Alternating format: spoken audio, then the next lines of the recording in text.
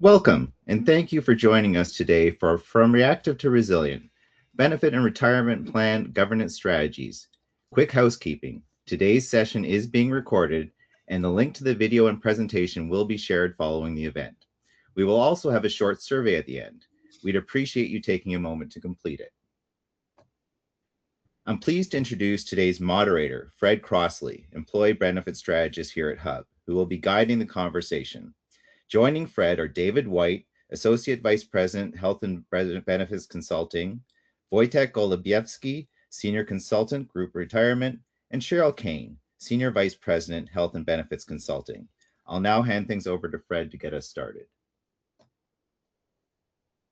Well, thanks so much, Peter, and thanks to our panelists and, of course, all the guests joining us here from around the country. Let's jump right into it.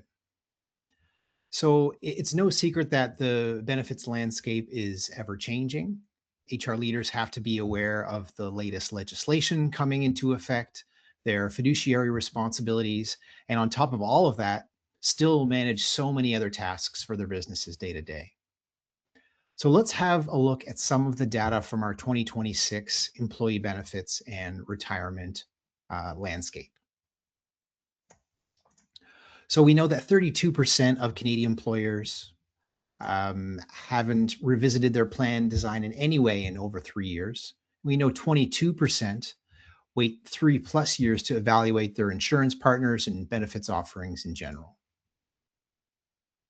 So we know the landscape is shifting. This data suggests that there are gaps being created. Plan sponsors haven't changed anything to their plan or process in years. The landscape is changing quickly. The majority are planning to improve or change their plans, but may be missing some important pieces, specifically around governance. So my first question to our panelists, and David, we'll start with you, is what regulatory or legislative changes in the past 2 years should be a wake-up call for plan sponsors who may not have reviewed their governance frameworks or made any changes whatsoever in the last couple of years? Yeah, thanks, Fred. There's a variety of things out there. National pharmacare is maybe the most obvious item. Probably it's been in the news a fair bit. Probably people are familiar with that. There's a partial rollout really at this point, but a lot of unanswered questions. There's bilateral deals in 4 jurisdictions. Most recently, it went live in the Yukon. But again, a lot of unanswered questions. There's a lot of provinces that don't have agreements in place. Questions as to whether there's going to be further legislation. Is there going to be further funding coming federally? And there was an expert report that was delivered back to government that we haven't seen any action from yet. Virtual healthcare or telemedicine is another item where, again, there's a fair bit of uncertainty. Health Canada has issued some directives, and there's still a bit of a wait and see, really, as to whether those types of services are going to be viable or can still be delivered in the way that they have been in the past. And then 2 provincial issues. Quebec Law 27 would be one. Fairly recent, again, any organization that has employees in Quebec now must take steps to both identify and mitigate psychosocial risks, kind of in the same way that they would have in the past with any other kind of health and safety risks. So again, any organization, you don't need to be headquartered in Quebec. Any employees in that province, they need to be taking steps to make sure that they're compliant with those requirements. And then Alberta, Bill 11 has passed recently. Right now, we're waiting for the regulations to come out, but it's to be implemented this summer. That's going to increase the prescription drug costs for private plans in that province, at least by a couple of percentage points, are the current estimates. But there are some other changes that are affiliated with that legislation that may mean that there's some other changes that need to be made there as well. Again, as a plan sponsor, aware of that and thinking about what needs to be done. These are all things, of course, that our team is monitoring. And most recently, we published a summary of this as part of the government benefits update that came out in January 2026. Apart from those issues, the other thing that really comes to mind is prescription drug risk. So, how is a plan managing drug costs, which is a significant part of any plan? If you've been around for a while, you might think back to the days when it was things like Lipitor and Crestor, high blood pressure drugs that were at the top of the most costly drug lists. I mean, that seems pretty quaint, I would say, compared to what we're seeing these days, both in the types of drugs and certainly in the cost. So if you have a plan and you're still addressing or covering prescription drugs in the same way now that you were 15 or 20 years ago when that was the case, you probably have a bit of a gap. Fair. Yeah, that's a big call out. I'll switch it over to Wojtek. From a retirement plan perspective, where have fiduciary responsibilities tightened the most? Fred, I would answer this by first mentioning where the Canadian Association of Pension Supervisory Authorities actually want fiduciary responsibilities to be tightened most. So CAPSA released the revised capital accumulation plan guidelines in September of 2024. And that's pretty significant because that was the first time in more than 20 years that these guidelines have seen a thorough revision. The enhanced guidelines are much more prescriptive. You could say that the bar has been raised significantly for fiduciary obligations of employers that sponsor and administer retirement plans or any type of group savings plans for that matter. So one fundamental responsibility is to have a very clear plan purpose defined and tighten that by documenting it within a written governance framework. This is strongly recommended of all plan sponsors as a very practical way to ensure that you have a clear sense of purpose for decision making within your plan. And that's a prudent process, is what we call. Since fiduciaries need to carry out activities through a prudent process, you really should document your decision-making process to demonstrate the rationale behind the decision at the time that it's actually being made. And having a governance framework allows you to ask if this decision is in the best interest of the plan. Does it serve the clearly defined purpose? And by extension, is it in the best interest of plan members? Now, the guidelines do say that the framework should be proportionate to the size and complexity of your plan, but acknowledge that even minimum standards do need to be tightened. Another responsibility is the overall cost of the plan and the investment that your plan members have access to, and also the plan default fund. So when members are not actively making a selection, that oversight is also tightened. The enhanced guidelines considerably expand guidance on investment and fees, actually. And the plan sponsors, as fiduciaries, are expected to evaluate the competitiveness and reasonability of investment fees, and whether those fees provide true value for the money that's being spent and the contributions that are being invested. And just as important, they encourage plan sponsors to adopt practices to determine whether the fees paid are competitive based on current market rates. So basically, Fred, when was the last time you took your retirement plan to market to ensure that the investment fees that your plan members are paying are competitive based on the current size of the plan? Has it been 3 years? Has it been 5 years? Has it been since you implemented the plan? And then the plan default, that obligation is also tightened. I think the big question here is your plan's default fund option that you currently have appropriate based on your plan purpose? So if your plan purpose is long-term and the idea is to help employees replace income in retirement, then maybe a short-sighted daily interest fund might not be the best plan default option, especially if a large percentage of your members are electing the default when they first enroll in the plan, simply because they need some additional support to choose the most appropriate investments to meet their goal. And then another interesting commentary in the guidelines is around accountability. And here it's a lot more specific. So critically, they basically highlight the fact that the plan sponsor, the plan administrator, their fiduciary obligation persists even when the roles and responsibilities are fully delegated to service providers, consultants, or plan advisors. They make it pretty clear that delegation to any degree does not extinguish that responsibility. It just kind of shifts the obligation from that direct plan management to oversight and documentation. And lastly, conflicts of interests. That's another one that's acknowledged for the first time in those revised guidelines. So the previous guidelines didn't really mention conflict of interest, whereas the new guidelines say that conflict of interests are a concern, and plan sponsors as fiduciaries will need to demonstrate that their process for selecting all these service providers ultimately puts the plan members' interests first. That's excellent. And we'll touch on the CAP guidelines a little bit later as well, but I'll hand it over to Cheryl. When dealing with large groups, Cheryl, where are clients most caught off guard or surprised when having a governance conversation? Experience suggests that clients are more likely to have formal governance around their pension and retirement plans. But even in that sense, the governance of benefit plans has the potential to be less structured as it is today, but the potential risk there is decisions might be more tactical and even reactive. The bar is raising for benefit plans, even in the absence of strong guidance of something like the CAPS guidance. So there's room to improve there. And improving the governance of the benefit plans, particularly in those areas most critical to your stakeholders, your employment, your employer, the leaders, the business, the employees, will increase your confidence that you know the path ahead when you have decisions to make.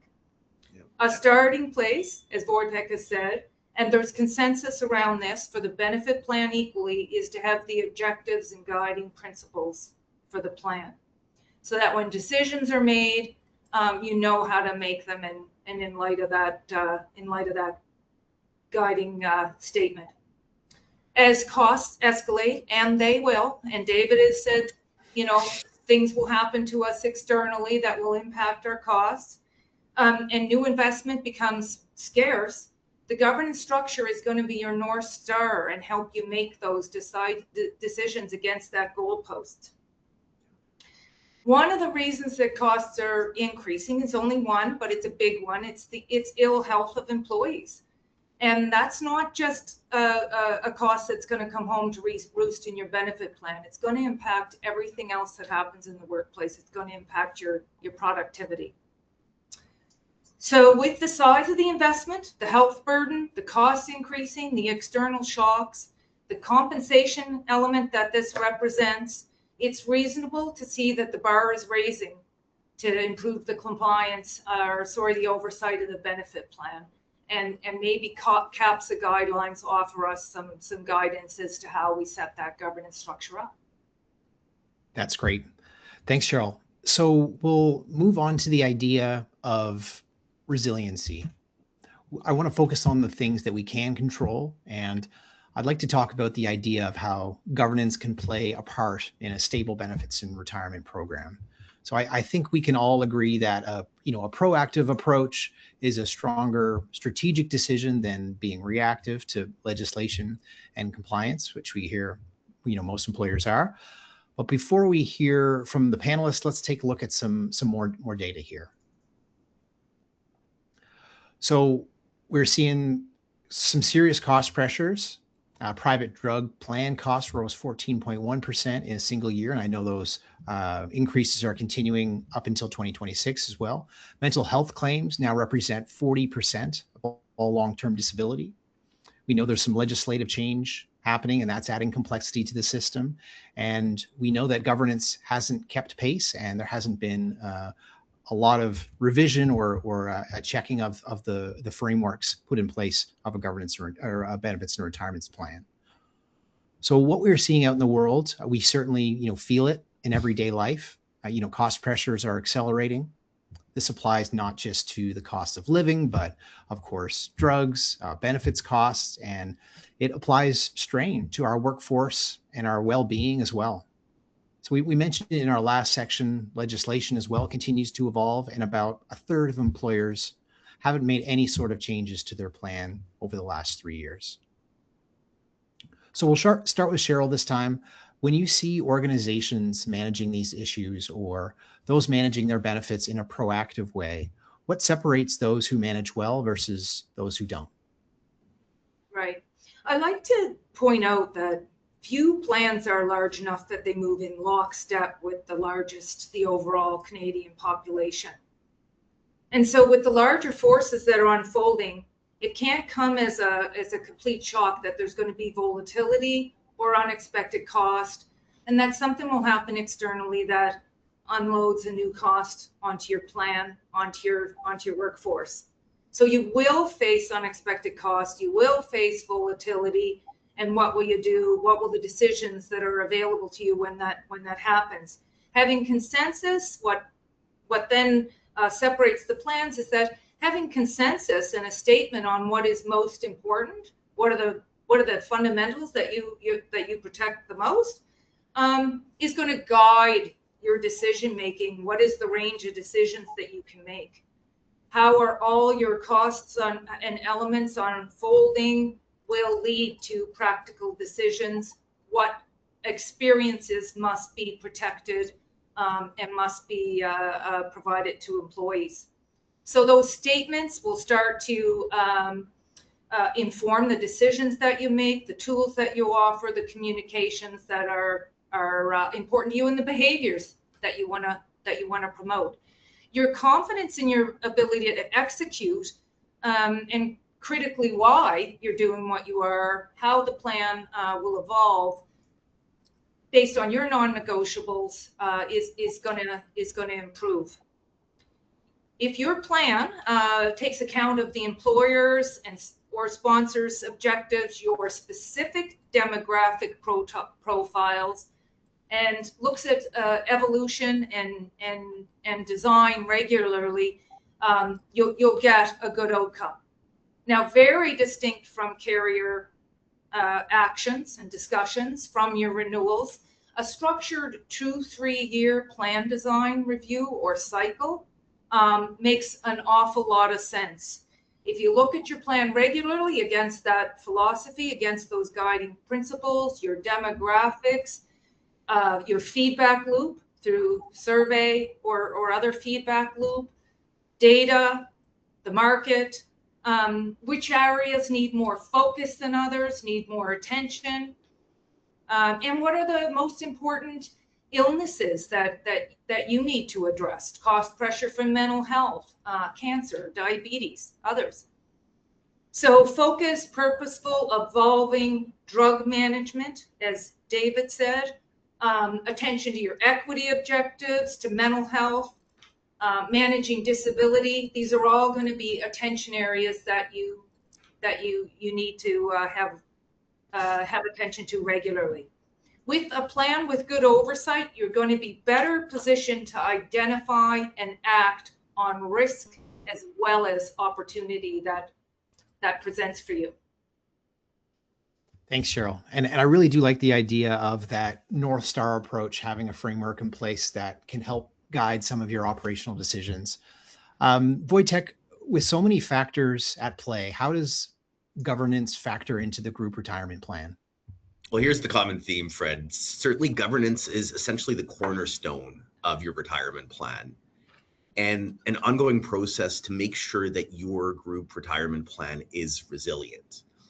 We really can't stress this enough. Good governance ensures, first and foremost, that the plan's objective is clearly defined and that clear sense of purpose, like Cheryl said, should frame all decision making. Good decision making is always focused and reflects the plan's objective, specifically when it comes to plan member outcomes. And a good example of this would be setting a very explicit objective that the purpose of the plan is to ensure members have, for example, adequate retirement income for life from their savings, rather than just that sort of standard objective of helping members save for retirement. So the difference might seem pretty subtle, but it's much more intentional. Governance should also look at the plan member engagement with the plan basically as a pillar of success.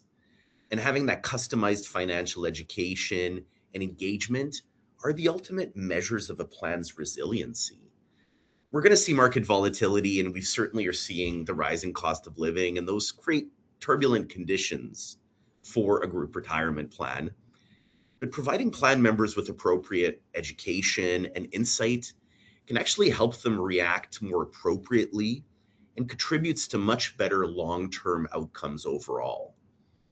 And when it comes to cost, as I've mentioned before, good plan governance process ensures that the plan is cost effective for both the plan sponsor and for the plan members, So both are actually getting maximum value for the money that's being contributed and spent.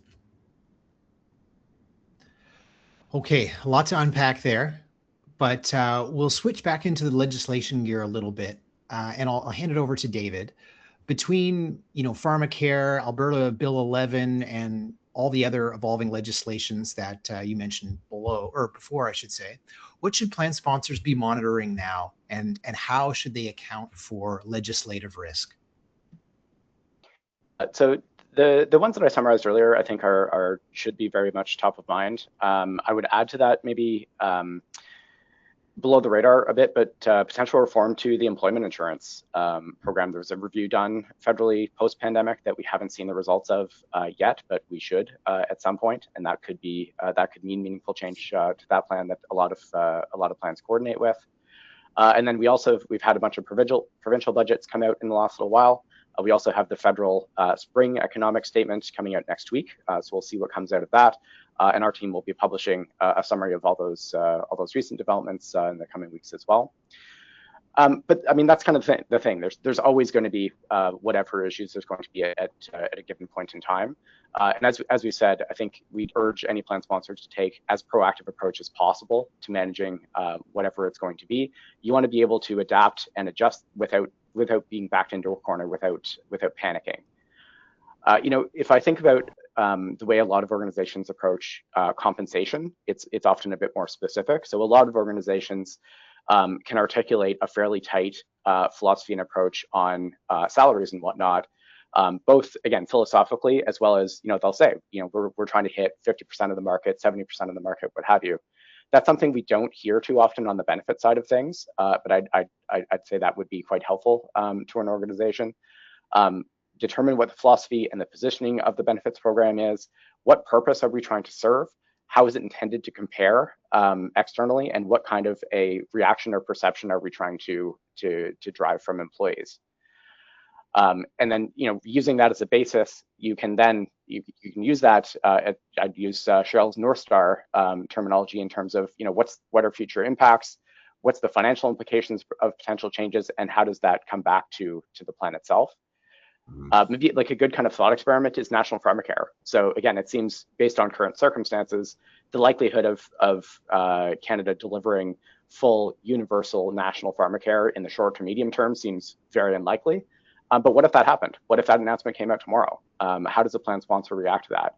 Both just like the nuts and bolts of, okay, what needs to be changed in the plan itself, but how does the value proposition of a benefits program change if all of a sudden we have standardized provincial, or not provincial, but federal drug coverage? How does the communication to employees change? What does their perception change? There's a lot that would come out of a change like that. And again, how grounded are you in approaching that? A lot of this comes down as well to communication. So the decision-making team, within a plan sponsor that's responsible for it, needs to be aware and informed so that they can determine what to do. And then there's also sort of communicating down, so to speak, to employees or plan members, and then communicating up, so to speak, to leadership, executive teams, potentially boards, and what have you, in a way that makes sense for each of those rather disparate audiences. Yeah, and I like the idea you took it back to square one. And what is the benefits philosophy? Why do these plans exist in the first place? And what ultimately are they trying to achieve for each employer? So a lot there. We're going to switch gears here and go into the future. So the new frontier, as we like to call it. And I'll start with just the emerging tech area, and we'll touch on the CAP guidelines as well. So a quick story, Hub was really fortunate to be able to sponsor the Future of Work conference recently that took place in Toronto a couple of weeks back. So we had an interactive live poll on what HR and business leaders were focusing on most in 2026. And from our perspective, we thought it was all going to be about financial strain, and well-being was going to continue to dominate the conversation. But much to our surprise, technology risk and future readiness was by far the most popular topic on people's minds. So, keeping with the theme around changing legislation, but with more of a future focus, I'm going to try and wrap my arms around a whole bunch of stuff here at once and go to the next section. So we're going to talk about a couple big topics. So the CAP guidelines and business leaders needing support around emerging technology. So we know, Wojtek mentioned this, that the CAP guidelines have been updated. This is the first major update in 20 years. And the CAP's also released a new risk management guideline, which now includes increased expectations around cybersecurity and third-party risk. So my question for the panelists here, and Cheryl, I'll start with you if that's okay. From an advisor perspective, how is technology changing plan management? I'm thinking of things like technology risk, as I mentioned, cybersecurity, AI, privacy, et cetera. Yeah, of course, there's two faces of this. There's the risk, and then there's the opportunity. On the risk side, I see everyone, plan sponsors, employers, everyone, becoming a lot more thoughtful about how many vendors they use, how frequently, and the care with which sensitive member information is exposed to additional vendors. So a lot more sensitivity around that, a lot more care. There's risk in a lot of interactions. There's risk also of the communication that's coming at people. It can be very confusing to have a lot of different interactions and emails and pop-ups, notifications affecting people during the day, of course. And it's no doubt well-intentioned from carriers and vendors, but their objectives, and they have objectives and concerns of their own as they have these communications with your folks. And it may not always be in lockstep with your objectives for that interaction. On the other hand, turning to the opportunity, communication and services and technologies, aside from reimbursements, can offer important benefits to the plan, to your employees. They can action items, they can prompt actions and behaviors that might be beneficial. There's a real opportunity here to customize benefits and highlight opportunity and segment interactions to get to the people who really need that information. I'll just use the example of women's health and the way we're bringing that to the forefront to the people who need it today, making services and reimbursements more accessible. And that accessibility is making a big difference where sponsors are offering that to women in their workplace today. Understanding member needs in these segments is critical opportunity. How to use technology to improve your equity objectives, to improve navigation of benefits around illness or other issues, and identify gaps that are worthy of your attention and maybe even investment. So a best practice, one that's going to cut through some of the noise, is intentional communication and use of tools and technologies to address a specific audience, a specific objective. Thank you. That's great. And Wojtek, the new CAP risk management guidelines cover cybersecurity and third-party oversight. How should retirement plan sponsors be thinking about these risks in their governance frameworks? Well, firstly, proportionately to the assets in their plan. So maybe some people on the call could breathe a sigh of relief, but essentially a group RSP with 15 plan members doesn't need the same cyber risk program as a pension plan with $150 million in assets. But proportionality for a smaller plan doesn't mean nothing. It means an oversight process that's scaled to your plan's actual risk exposure. So even a smaller plan holds payroll data, processes contributions through a third-party system, and transmits employee personal data. And that's a risk profile that warrants at least a short written risk assessment statement and a vendor review cycle, as Cheryl mentioned. So most small and mid-sized plan sponsors, the ones that don't maybe have a dedicated HR legal staff or an internal pension committee, they don't have a written cyber risk statement, no documented third-party oversight process, and no vendor review on their governance calendar. So many plans don't really have a documented approach to categorizing these risks. And plan administrators may struggle to identify really the full range of internal and external threats. And that's especially in areas like cyber and third-party risk. But a governance framework review that acknowledges those risks, having a vendor oversight process, even a cyber incident response statement, that changes that whole exposure into a documented best practice. And that positions your plan well ahead of any data breaches, privacy regulator inquiries, or employee complaints. So it's good to be proactive on those fronts. Absolutely. And I think our small and medium-sized business leaders are breathing a little bit easier knowing that it needs to be just proportional to the size of their plan. Certainly. And I would just add here, like this risk is becoming less abstract over time. Like earlier this week, there was a small but still a breach that was announced or disclosed by a Canadian insurer. I'd say weekly, I'm hearing about new ways that the benefit programs are seeing fraud, whether it's from plan members or from providers. So like these are not things that's pie in the sky. 10 years from now, we might have to deal with this. There's a real risk of this type of stuff right now. And again, if that happened tomorrow, what does anyone know what to do about it? Absolutely. Yeah, great point. And thanks, David, as well for that addition. So we'll move over to another section here, which is really, really important, and talk about a topic that's near and dear to my heart, which is health and well-being. So in our community, we often talk about the idea of having a holistic well-being strategy. And there is often criticism around so many different health and wellness products and initiatives being siloed. So let's take a look at some of the data in this section from our Outlook specifically.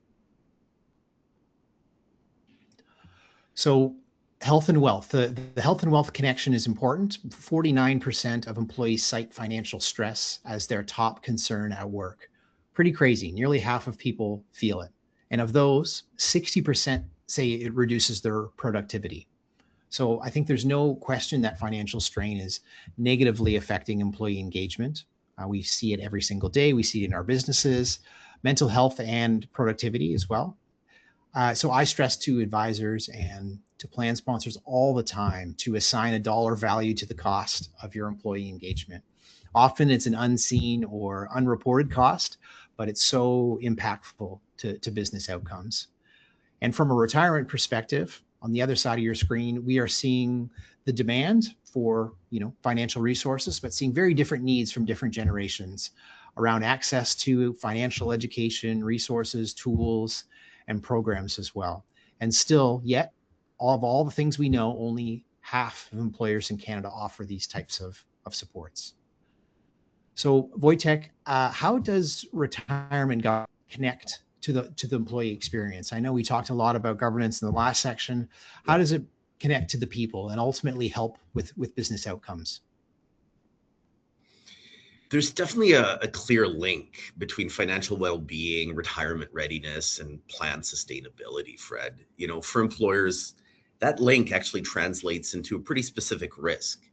If your plan members are underprepared for retirement, they may retire later, they may carry more financial stress and anxiety, and especially in their final working years. And you as the employer, the workforce and succession planning becomes even more challenging.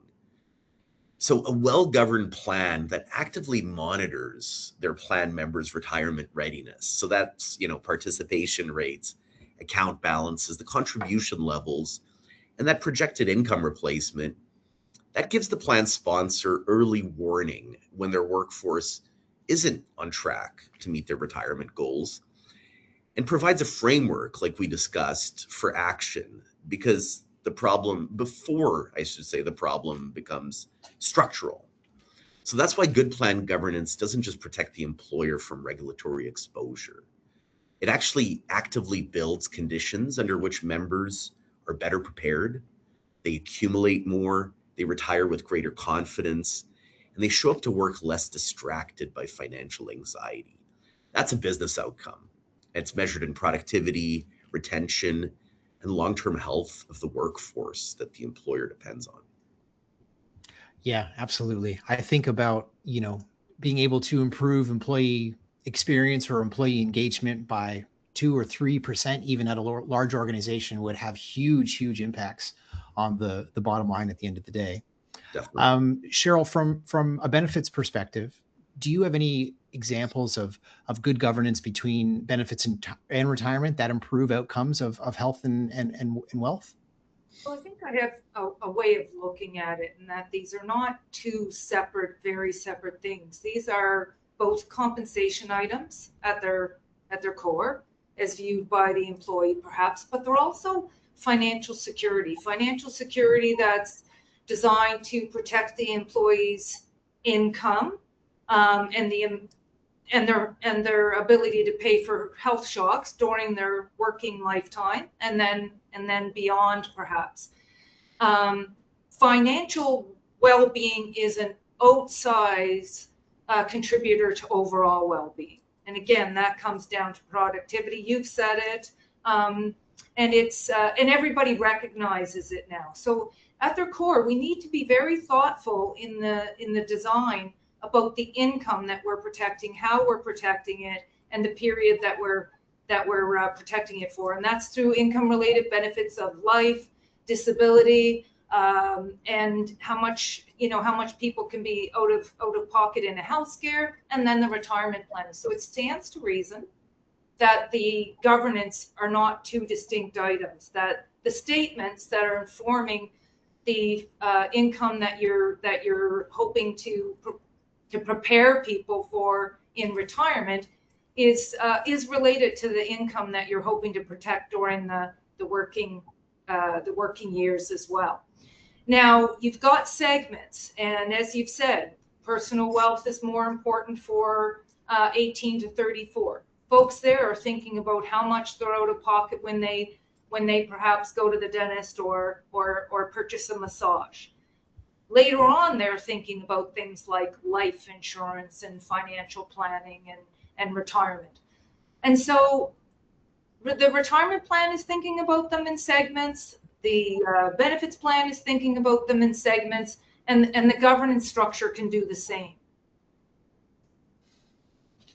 Yeah, absolutely. And we talk a lot about that idea of personalizing benefits for different demographic groups, and we'll touch on that a little bit in our close. But David, where is there shared value between both things, between benefits and retirement? You mentioned it in the last section, and the first step for many programs is revisiting your benefits philosophy. And does having a vision or a benefits philosophy help as a starting point for building out a governance framework? Yeah, so I think that's the foundation. Benefits and retirement, I think they are very much related. Your employees almost inevitably think of them as being integrated or connected in some way. You as a plan sponsor should probably be approaching it philosophically in a similar way, that they're complementing each other. We see some organizations producing total rewards or total compensation statements, trying to knit those things together in a more direct way. So retirement plans, they provide financial support in a pretty obvious and direct way in terms of building wealth over time. But as Cheryl alluded to, benefits are very much, they provide a meaningful financial support as well. I would say it's not necessarily the way that people tend to think about it, at least at first blush, but they do. Life insurance, disability benefits, those types of things, that provides a safety net to people if bad things happen. But health and dental benefits, that's an affordability issue for a lot of people. We've got inflation, we've got affordability crisis out there in terms of people's day-to-day expenses. And if not for health and dental benefits, there'd be a lot of people out there that would not be able to go to the dentist, let alone consistently. A lot of people that would not be able to fill prescriptions, let alone consistently. Not to mention some of the other things that are integrated there. There's the interesting stat on the interest in wealth planning and whatnot. It's not going to solve the problem, but even something like the Employee and Family Assistance Program can help to provide initial resources or help get a person pointed in the right direction and get that foot in the door to that process. In terms of the governance, so again, the philosophy is certainly the foundation.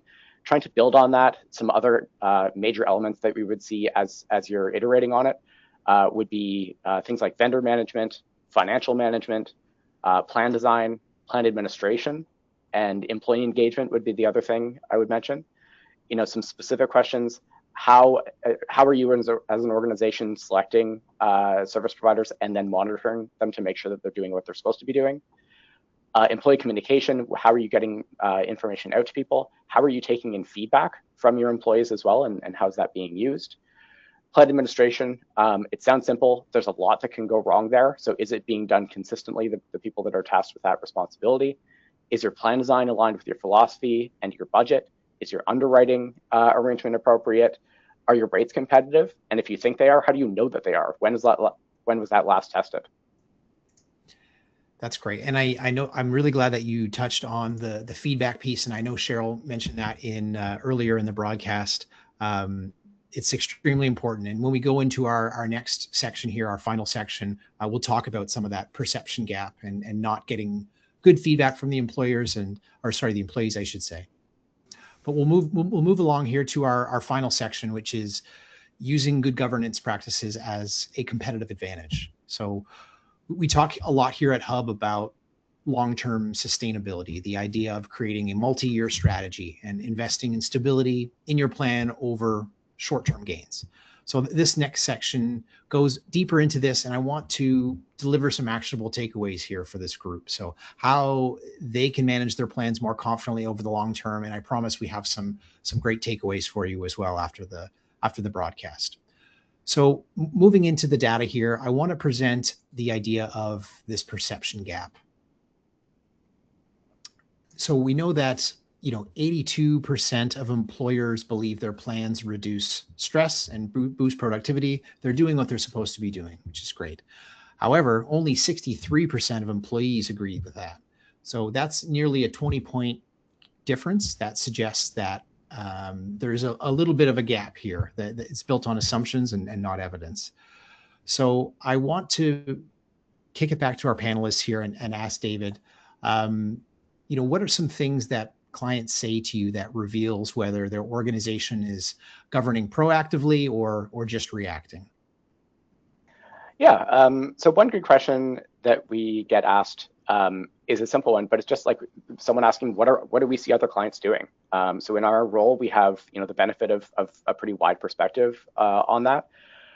So typically there's no one single correct approach to things, but that simple question can prompt a good discussion where we can sort of articulate the spectrum of different options and approaches that we see, and then trying to just narrow down with a particular client as to what makes sense given their circumstances. I'd say another is just how often is a plan sponsor surprised by when news does come down the pipe, or when how often do they not know what to do when they're faced with options or changes, and how well do employees actually know the plan, and sort of what's their appreciation level of it. We do a fair number of employee presentations in a room presenting directly to people. And there's a lot of surprise typically on people's faces when you're kind of summarizing what's covered under a plan. It's good that we're hopefully taking some steps in getting that message across. But if people, it's hard to appreciate something that you don't know. That perception gap, Fred, that you referenced is, we've seen those types of stats over quite a long period of time in terms of different assessments of the plan. Some of that's maybe natural, like there's always going to be new hires. There's going to be people that just don't have much of a need to interact with the plan, and that's fine. But I would argue that a lot of that gap could be closed, through consistent plan administration, just making sure that that everything is being done as it should. And then also, again, through communication, trying to hit people where they are, delivering messages in different ways, and just trying to have that resonate.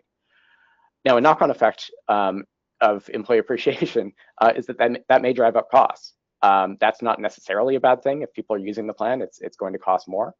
But that should have a plan sponsor reflecting, again, back to your benefits philosophy that we talked about earlier. Do you have a plan just because you're trying to check the box and that we have it? You can say to a prospective employee that we have a benefits program and hope they don't ask questions about it. Or is the plan there because it's really meant to be a meaningful perk? it's a key part of the total rewards package that you offer, and it's providing significant financial protection. So, going back to the governance framework from earlier, we're touching here on elements like plan design, plan administration, and employee engagement. Great, and it's frightening to me that 70% of employers here don't turn to any external experts or advisors for advice. But Wojtek, what questions help assess whether a retirement plan governance is truly supporting the organization and the financial well-being of their members? How about something like, if a member retires from our organization today, will our plan have done its job? And can we prove it? So I think that everything that I covered today, that resilience, the fiduciary tightening, the CAP guidelines, cyber, financial well-being, and that feedback loop really converges on a single observation that governance is not a function that sits beside plan management. It is plan management. And it's the difference between a plan that sort of drifts along and one that continuously improves in meeting its objective. And it's the difference between a plan sponsor who hopes they're adding value and providing a good return on investment and one that can actively demonstrate that it is. Because I think the organizations that will navigate those next decades here of cost pressure, the regulatory complexity, and employee financial well-being most effectively, they're not going to be the ones that have the highest contribution formula. They might be the ones that have the clearest governance structures, where all decisions are documented, accountability is assigned, and the plan members are generally tracked towards adequate outcomes. And the plan sponsor knows at any given moment whether the plan is doing its job or not. Yeah, great point.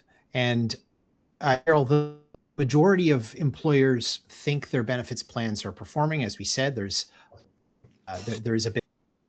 always room for improvement in this market.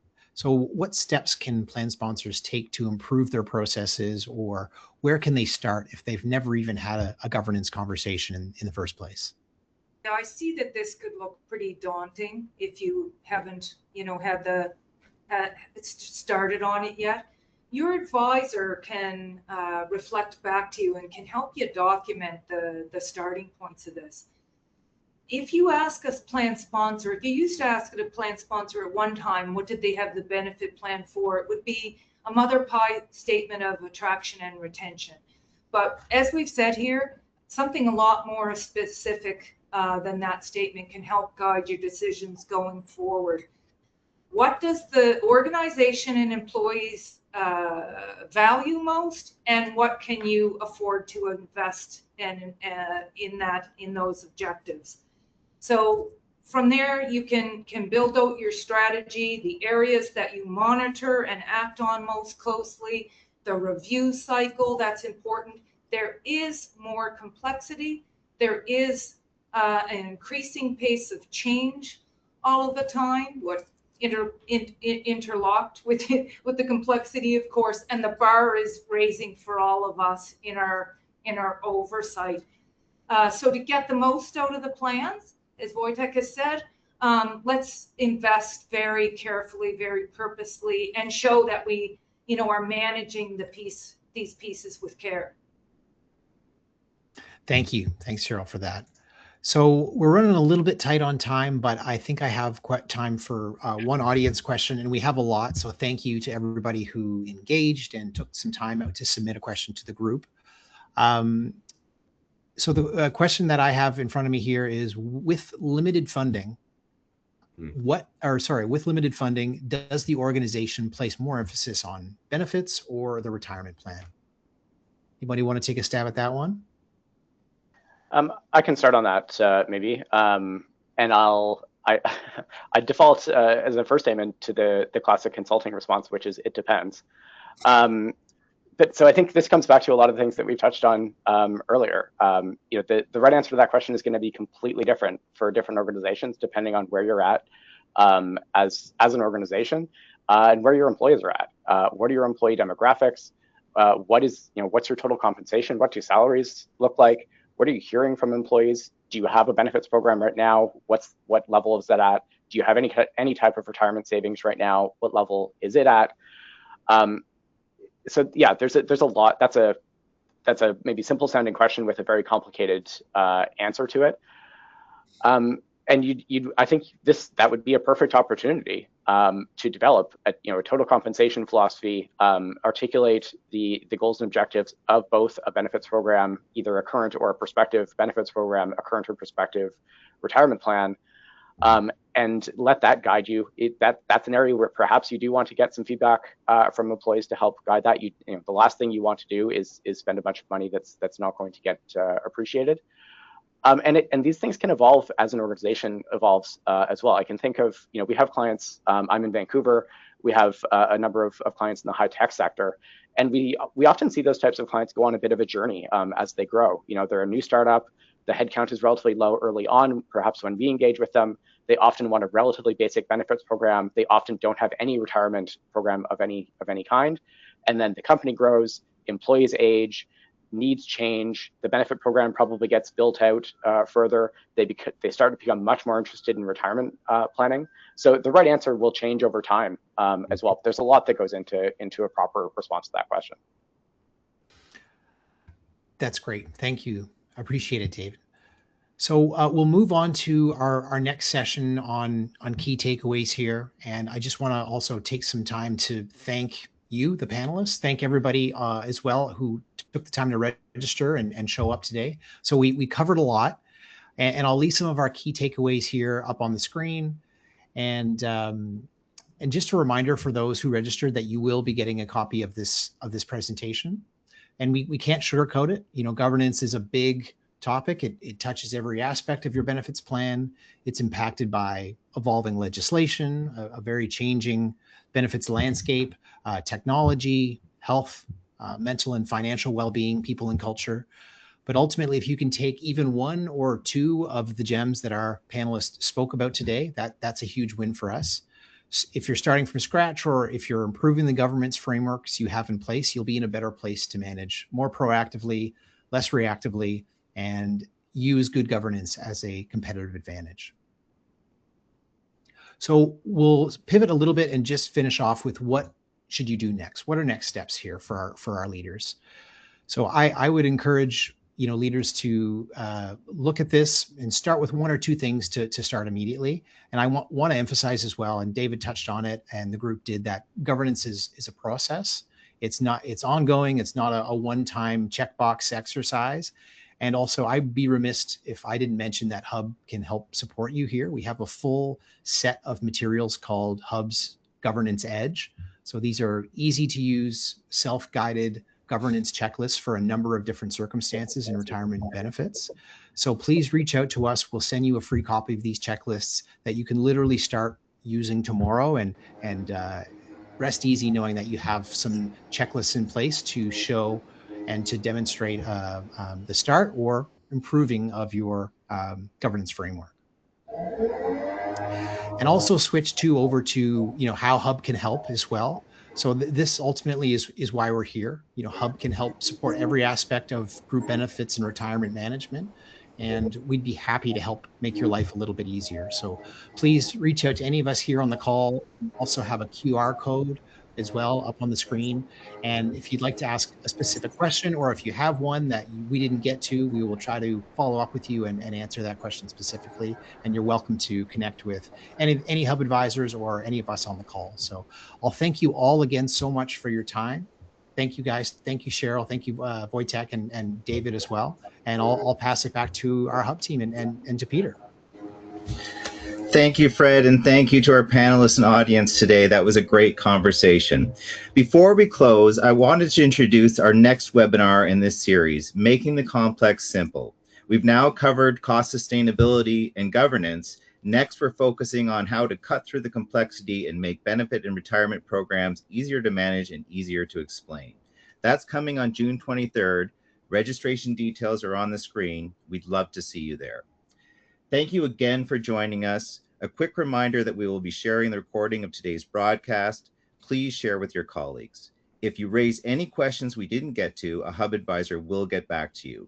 One more thing, a quick survey will pop up. Please take a moment to complete it as we greatly appreciate your feedback. This now concludes today's broadcast.